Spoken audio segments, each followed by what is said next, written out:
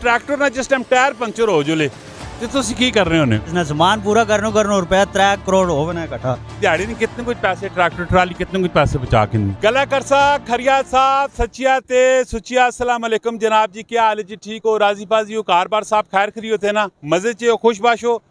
माशाअल्लाह मेरा नाम है कामरान अक्सर मैं तुसी सोशल मीडिया ने प्लेटफार्मा च तुसी देखने रहने हो और आज तुसा अल्लाह से दिलचस्प किस्म की गपशप मारसा इस वीडियो लाइक भी करियो फॉलो भी करियो और इस वीडियो शेयर भी करना है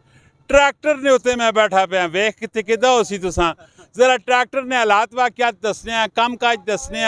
ते ट्रैक्टर नाल थोड़ा बहुत सारिया चीज़ां जुड़ गईयां होनियां समझियो ते ट्रैक्टर ना जो ड्राइवर है मालिक है जरा मेरे नाल है जरा इस भराऊ नाल गपशप मारने दिलचस्प किस्म की इस वीडियो लाजमी तुसा शेयर भी करना है अस्सलाम वालेकुम वालेकुम अस्सलाम जी वीर जी ना की है अमाद अली नाम है मेरा अमाद केड़े कराए ने कंधारीपुरे ने जी सारी कनारीपुरे ने यानी कि मेरा पड़ोसी ग्राम है उस जगह ने जमात कितने टाइम तो काम पे कर रहे हो ये तकरीबन हो गए ने सर जी कुछ 7-8 साल साढ़े ये मैं दसो कि इस ट्रैक्टर ने नाल केड़ी केड़ी चीज़ां इजाफी चीज़ां जुड़ वेनियां बहुत चीज़ें जुड़ बनी ने इसने सामान पूरा करने रुपया 3 करोड़ हो बना इकट्ठा जैसा कि जड़ियाँ रोज़मर्रा नहीं इस्तेमाल नहीं चीज़ां जड़ियाँ रेगुलर इस्तेमाल हो सकती वो कड़ी चीज़ां ट्रैली ने हला ने थ्रैशर है आजकल थ्रैशर ना काम चले है थ्रैशर कणका खपी गया उधर कोई नहीं खपियां बस कई इलाके कणका कपियां गई भी ना अगर पंजाब साइड अल पासे इधर कदों तक नहीं खपी सन इधर फिलहाल नहीं हजूर महीना डेढ़ है अच्छा हजरा महीना डेढ़ है तो थ्रैशर ना मैं थोड़ा जिहा दसो थ्रैशर ना हिसाब किताब की होना है कोई इक्के जो कैलकुलेशन कर के जो पैसे किन्ने थ्रैशर ना बस ये कोई दाने ने हिसाब नाल गुगा ने को घंटे ने हिसाब नाल गुगा ने को इस तरह घंटे ने कितने पैसे जा के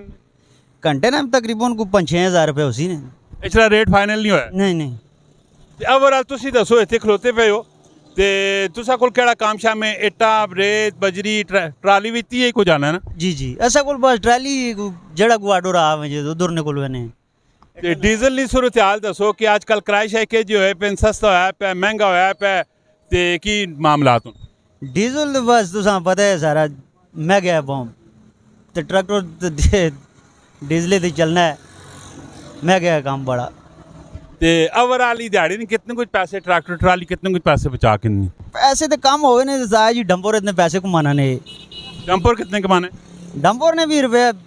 15,000 20,000 25,000 30,000 भी लोग कमाने कल सही सच दस रहा है कल इन दिहाड़ कितने पैसे बचाए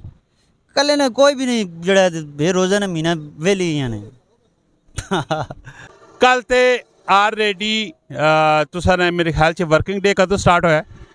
बस आज ही निकले ने जड़ा अच्छा आज पहला दड़ा ही जी जी पहला दड़ा ते आओ तो 4-5-10 हज़ार रुपया बच भी